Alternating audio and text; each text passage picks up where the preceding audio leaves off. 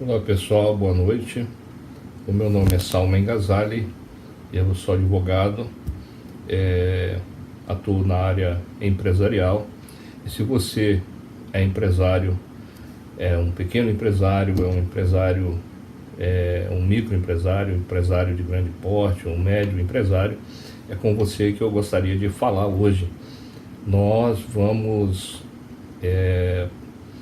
apresentar a vocês alguns pontos específicos da reforma trabalhista que você é empresário, você é advogado, você é contador, deverá observar antes de formular acordos e convenções coletivas de trabalho, tendo como base jurídica a Lei 13.647, que agora já faz parte da CLT. Artigo 620 da CLT, que propõe que os acordos coletivos de trabalho sempre prevalecerão sobre as convenções coletivas de trabalho.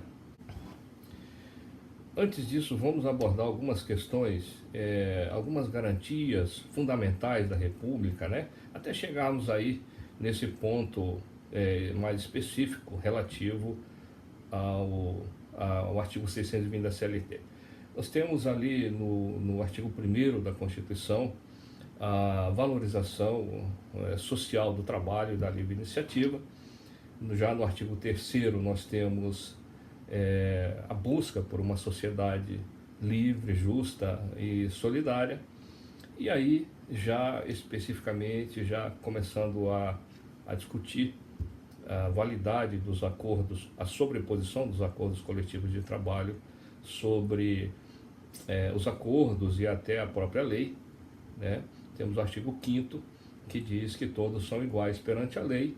Temos o artigo 6º, que fala sobre os direitos sociais do trabalho. E, enfim, o artigo 7º, inciso 26 da Constituição, que garante o reconhecimento das convenções e acordos coletivos do trabalho. Se avançarmos um pouquinho, nós, já no artigo 8º da Constituição, que trata dos sindicatos, da organização e funcionamento das entidades sindicais, nós vamos verificar que no inciso 6º encontra-se a obrigatoriedade das entidades sindicais participarem das negociações coletivas do trabalho. Portanto, nós temos aqui já um cenário constitucional para que possamos fazer uma abordagem jurídica constitucional do artigo 620 da CLT. Então, seria juridicamente sustentável dizer que sempre os acordos coletivos de trabalho prevalecerão sobre as convenções coletivas de trabalho? E mais ainda, como querem alguns, que os acordos e as convenções coletivas de trabalho sempre prevalecerão sobre a lei de uma maneira geral? É importante dizer que a lei é uma lei razoável, uma lei válida, que veio no momento extremamente oportuno para o país. Realmente, a situação do país exigia já uma reavaliação das normas, das leis trabalhistas, das questões ligadas a sindicatos, as questões ligadas às rescisões de contrato de trabalho, inclusive questões processuais do trabalho, né? Mas nós temos, mesmo que seja contrário à nossa vontade, nós temos que ter cautela na aplicação de leis, sobretudo leis com importância social como essa, e que vem colocando de forma um tanto irresponsável a questão da sobreposição dos acordos e convenções coletivas de trabalho sobre o ordenamento jurídico. O sistema jurídico, com ou sem a reforma, obedece um critério de hierarquia de normas. Dentro desse critério de hierarquia de normas, nós partimos das normas das leis de natureza ordinária, lei complementar, Constituição, decretos. Existe um critério de hierarquia. Inclusive, esse critério é utilizado hoje, e sempre foi, para solucionar antinomias jurídicas, ou seja, quando uma lei entra em conflito com outra, e aí se utiliza os critérios de hierarquia de normas para a solução do conflito. Então, temos hoje que abordar: seria possível realmente a aplicação do disposto no artigo 620 da CLT, que diz que os acordos coletivos sempre prevalecerão sobre as convenções coletivas de trabalho e sobre as leis, de uma forma geral. Dessa forma, a título de exemplo, já para contadores, advogados, empresários que têm assessoria jurídica, assessoria contábil eficiente, seria possível que a empresa entrasse em contato com o sindicato dos empregados e, através de assembleias, através de reuniões, pactuasse, formulasse uma convenção, um acordo coletivo, que dispusesse de forma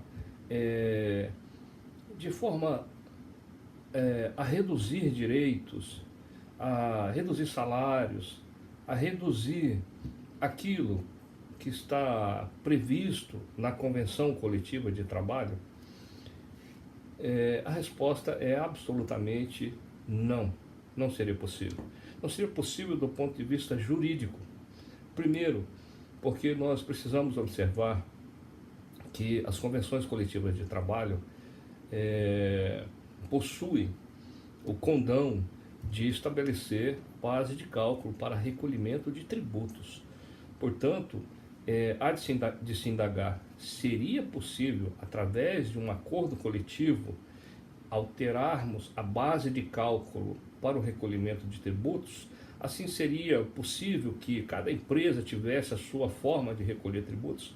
Seria possível que, através de um acordo coletivo, criássemos diferentes formas de remuneração, formas de benefício, formas de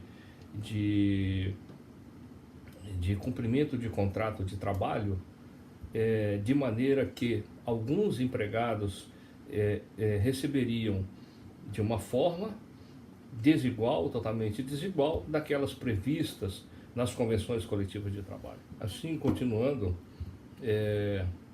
uma vez pactuado um acordo coletivo de trabalho com condições inferiores àquelas previstas especificamente na Convenção Coletiva de Trabalho, estaremos violando diretamente a igualdade, o princípio da igualdade, estaremos violando o princípio da legalidade, estaríamos violando base de cálculo para recolhimento de tributos, tendo em vista que grande parte da Convenção Coletiva de Trabalho possui natureza salarial e, obviamente, aquelas parcelas pagas, elas são a base de cálculo para recolhimento de tributo.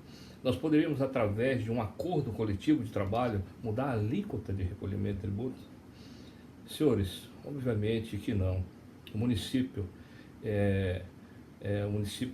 eventualmente, numa prestação de serviço onde se recolha o ISS-QN, por exemplo, o município não, provavelmente, ingressará com as ações para reaver as diferenças. A Fazenda Pública, a Receita Federal, o INSS, provavelmente vai analisar os acordos coletivos que alterarem para menor. Obviamente que, de uma forma deliberada, aqueles empresários que hoje entendemos praticamente impossível no Brasil, estiverem em condições de pagarem este ou aquele benefício em favor do seu empregado, aumentando o recolhimento da sua base de cálculo, obviamente que para maior os acordos coletivos sempre prevalecerão, mas de forma a prejudicar Fazenda Pública, prejudicar empregado, prejudicar inclusive os tomadores de serviço, que correrão riscos seríssimos com essa possibilidade de acordos extremamente duvidosos. Uma vez pactuado um acordo coletivo de trabalho com condições inferiores àquelas previstas especificamente na Convenção Coletiva de Trabalho, estaremos violando diretamente a igualdade, o princípio da igualdade, estaremos violando o princípio da legalidade, estaríamos violando base de cálculo para recolhimento de tributos, tendo em vista que grande parte da Convenção Coletiva de Trabalho possui natureza salarial e, obviamente, aquelas parcelas pagas, elas são a base de cálculo para recolhimento de tributo, nós poderíamos, através de um acordo coletivo de trabalho, mudar a alíquota de recolhimento de tributo? Senhores, obviamente que não. O município, eventualmente, numa prestação de serviço onde se recolha o ISS-QN, por exemplo, o município não, provavelmente, ingressará com as ações para reaver as diferenças. A Fazenda Pública, a Receita Federal, o INSS, provavelmente vai analisar os acordos coletivos que alterarem para menor, obviamente que de uma forma deliberada, aqueles empresários que hoje entendemos praticamente impossível no Brasil, estiverem em condições de pagarem este ou aquele benefício em favor do seu empregado, aumentando o recolhimento da sua base de cálculo, obviamente que para maior os acordos coletivos sempre prevalecerão, mas de forma a prejudicar fazenda pública, prejudicar empregado, prejudicar inclusive os tomadores de serviço, que correrão riscos seríssimos com essa possibilidade de acordos extremamente duvidosos. Portanto, meus amigos, empresários de todos os segmentos,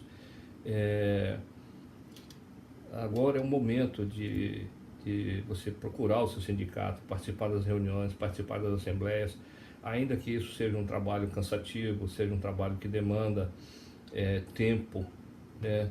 É importante que a partir de agora, com a reforma trabalhista, você passe a frequentar a mesa de reunião nas entidades sindicais, nas entidades laborais, de forma que você possa se inteirar e de forma que você não venha de maneira alguma a criar passivos trabalhistas que em pouco espaço de tempo, 1 ano, 2 anos, venha a ser questionado pela Justiça, pela Receita, pelos credores, né? Fazenda Pública, pelos próprios empregados, que vão se sentir prejudicados em relação a outros empregados que teriam um acordo coletivo ou uma convenção coletiva mais benéfica. Portanto, é inaplicável a disposição contida no artigo 620 da CLT. Primeiro, por ser inconstitucional.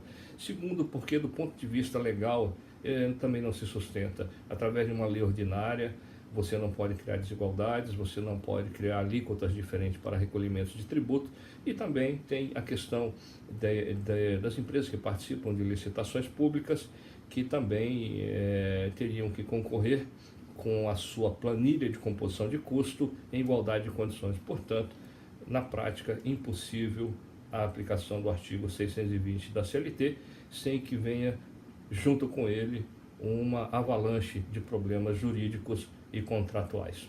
Muito obrigado pela atenção dos senhores. Esse vídeo é uma cortesia da Associação Brasileira de Defesa dos Direitos Empresariais, e tenham aí uma reflexão sobre o que foi posto. Consulte seu advogado, consulte o seu contador, e até o próximo vídeo. Muito obrigado.